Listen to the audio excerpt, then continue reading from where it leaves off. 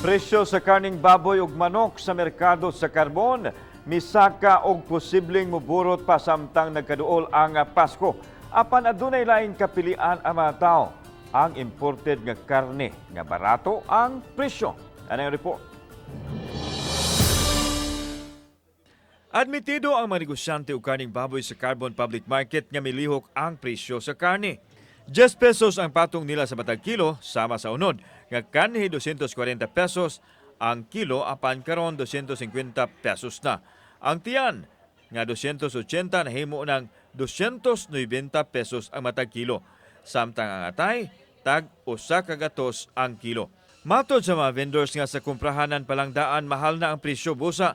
Napugo sila sa pagpatong aron makaganansya. Naalang gyapon sir pero dili gyud para sa una nga katong ubos pa ang presyo ba. Oo sir, siyempre mupatong gyud kay negosyo na napay mga silduhan. Tungod sa pagmahal sa presyo sa lokal nga produktong karne, usa sa mga alternatibo karon sa ato ang mamaligya, of course ato mga konsumidor, ang imported meat, no? Sama ni ini, mas less ang presyo nila.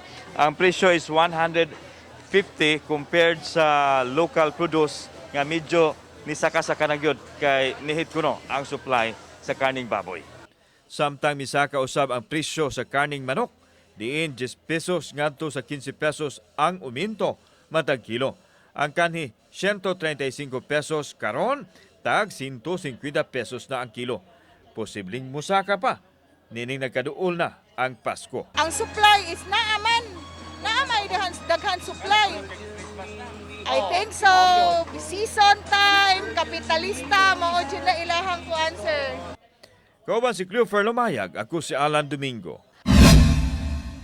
Balitang Bisdak.